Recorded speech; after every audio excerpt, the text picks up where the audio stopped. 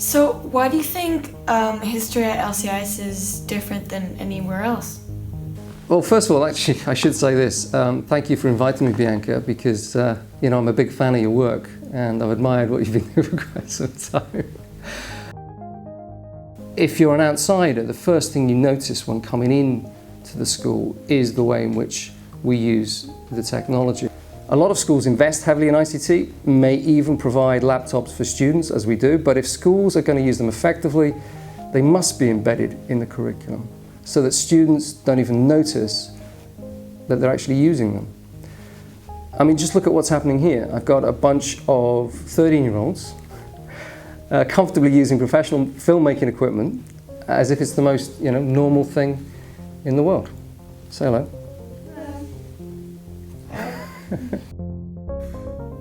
So the school gives an iPad or a MacBook to every student. What difference does that make when teaching history?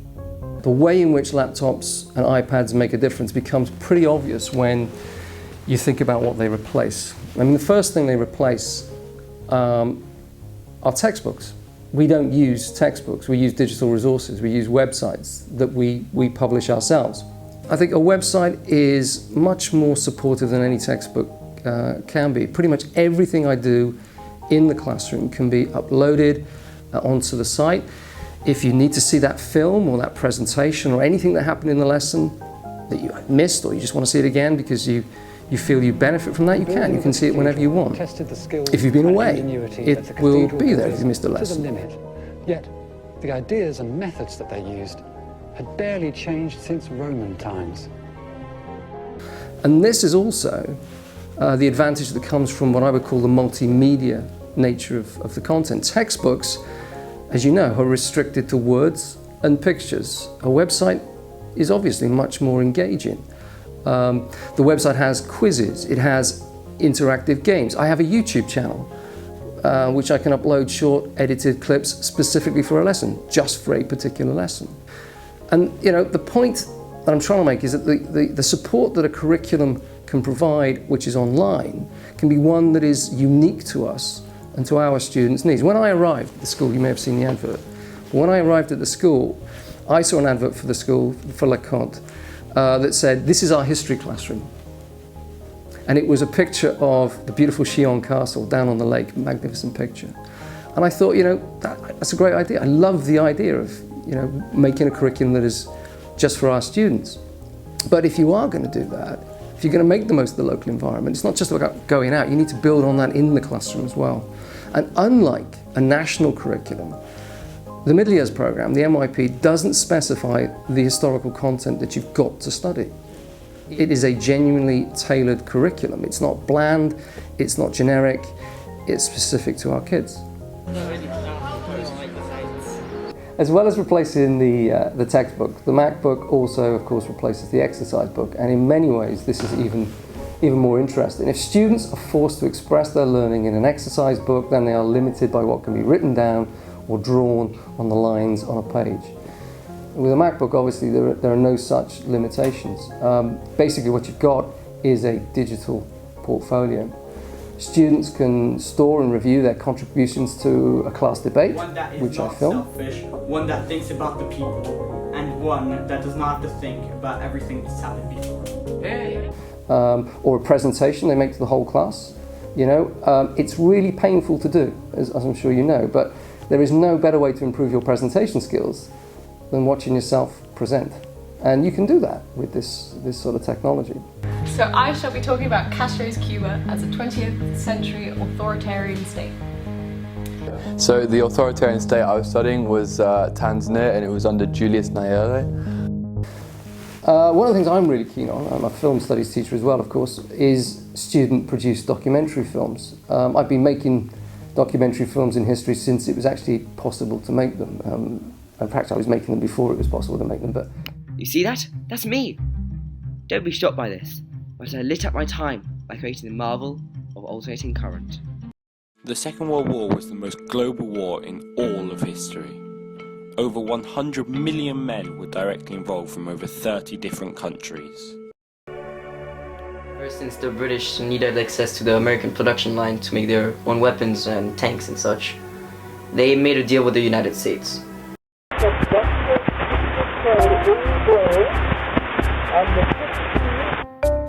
He was an inventor, educator, scientist, and innovator. So my view is if we want students to be critical viewers of film, whether it's reportage, whether it's documentary, whether it's feature films, then students need to be filmmakers as well. And of course a MacBook or an iPad comes with powerful software that allows students to become powerful filmmakers.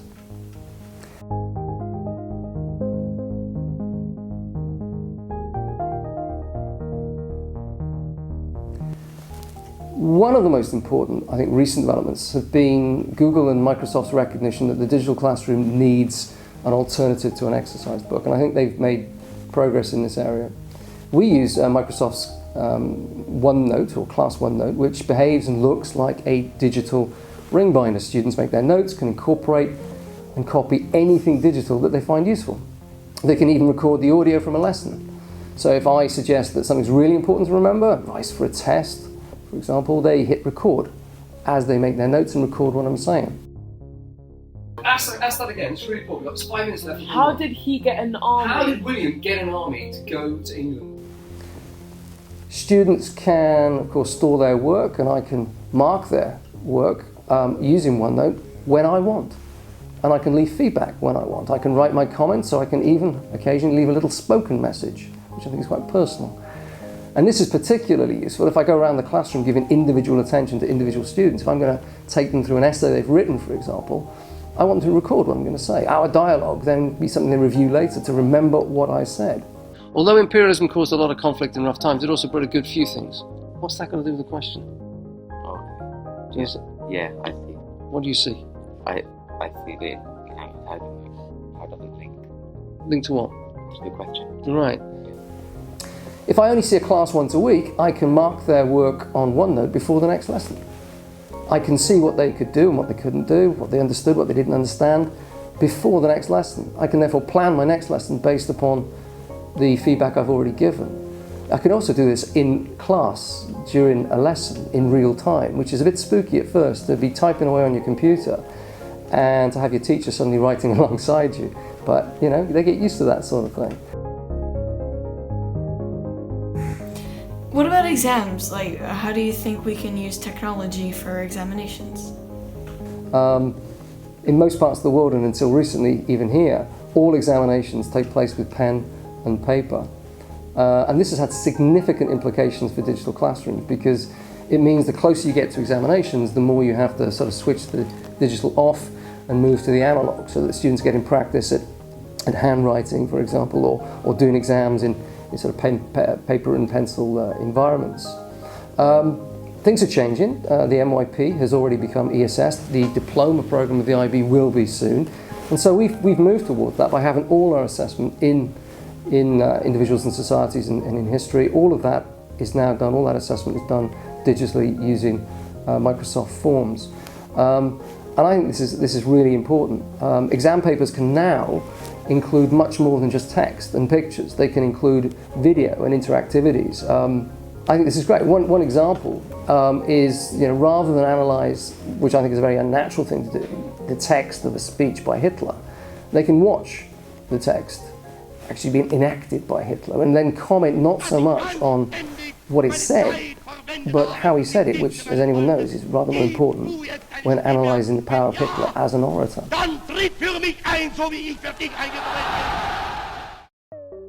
So, you're talking a lot about technology. What else makes history different here at LCIS? Okay, so apart from the technology, what makes us a little different is our very old-fashioned emphasis on the importance of historical knowledge. Nothing annoys me more than the claim that because we have Google, kids don't need to learn and remember anything anymore. I find that really annoying. We're used to teaching in a traditional style classroom where I stand here in front of you and I talk. Becoming more of a guide on the side rather than a sage on the stage. And instead of having the boring deck of slides, I said, you're going to find all this information. They don't need a textbook anymore. They can Google something in 2 seconds and figure out the answer. The idea that you can look something up is nonsense. I'm going to test Bianca now, for example, and I hope she's paying attention. But Bianca, if you look up the Peace of Westphalia, Wikipedia will tell you the following, and I quote, the Peace of Westphalia was a series of peace treaties signed in 1648, enhancing powers of the sovereign nation-state and resolving much of Europe's Protestant-Catholic conflict. These treaties ended the 30 Years' War, 1618 to 1648, in the Holy Roman Empire. Mean much to you, Bianca? No, I didn't think so. Okay, so I understand this extract because I understand Holy Roman Empire. I understand 30 Years' War. I understand what the Protestant-Catholic conflict was. I even know what was going on in 1648 and where Westphalia is. If you don't know those things, that extract is going to mean absolutely nothing. Now, you can look up Holy Roman Empire, but again, you're going to be faced with exactly the same problems. Without contextual knowledge, it won't mean anything. That's the point. So learning that is focused on skills, on 21st century skills, in isolation is sterile and largely pointless. If you want to make students learn the content of history, you have to valorize the content. You have to test them on it. But schools have tended to avoid this because it's rather old-fashioned and quite boring. And I think one of the things we can do with the technology also is make it less boring. We use games online, fling the teacher as a favourite.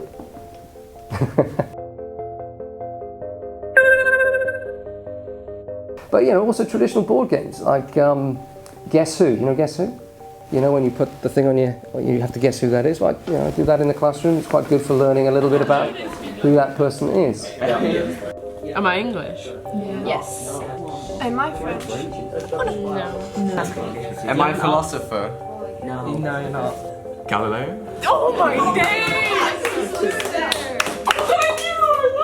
And that card game, Top Trumps, Hat quality. That would have been one of my favourite games when I was 10 years old. 70. Yes! What about TV game shows? Who Wants to Be a Millionaire? Yeah? What about, my favourite one at the moment is The Weakest Link. You know The Weakest Link? No? Oh.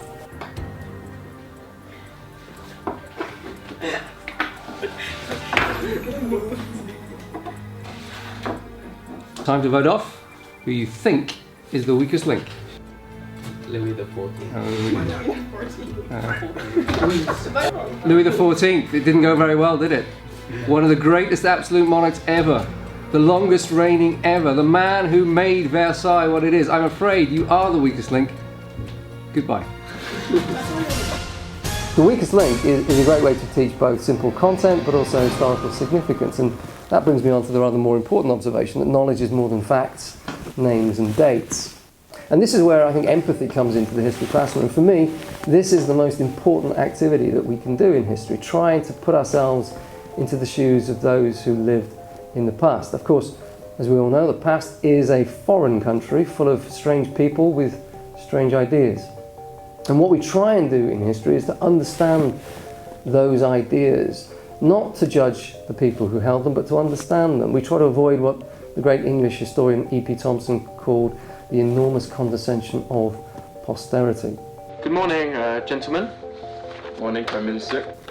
Take the Abyssinian crisis role play that I do, for example, about appeasement in 1935. Now, of course, we know that the policies of that government in 1935 were going to lead to the Second World War, and students have great difficulty understanding why politicians could make those decisions, how they could be so stupid, basically. Declarations that he has made.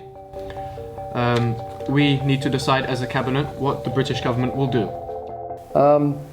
But when you take the students through those events, when you make them retrace the steps of those who lived through those and made those decisions, as the cabinet did in 1935, it corrects the 2020 vision that is the power of hindsight. Confusing to consider why they decided to do that and why they decided to get towards appeasement rather than conflict.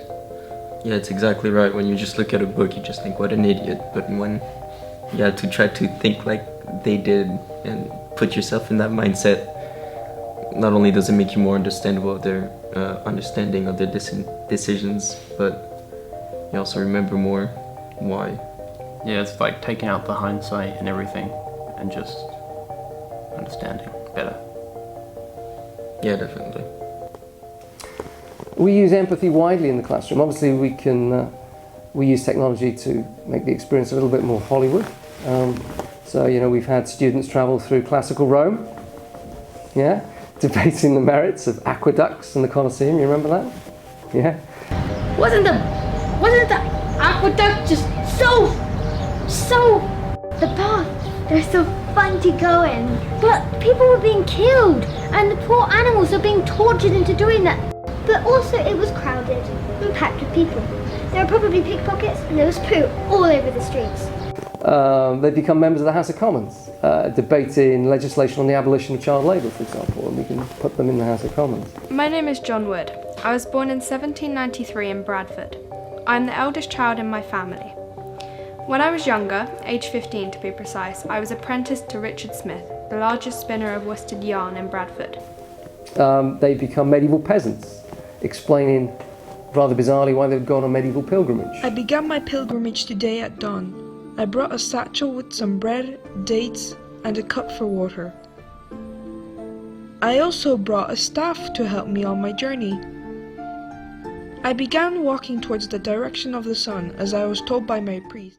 And this year we did a 99-year-to-the-day reconstruction of the Treaty of Versailles, which allowed us to, I suppose, get to grips with what ultimately caused the Second World War and understand again that they weren't stupid. So empathy is not just a skill or a form of knowledge, it helps to bring the past alive. Welcome to all the delegations. I hope that today we are able to achieve something that is in the interests of all.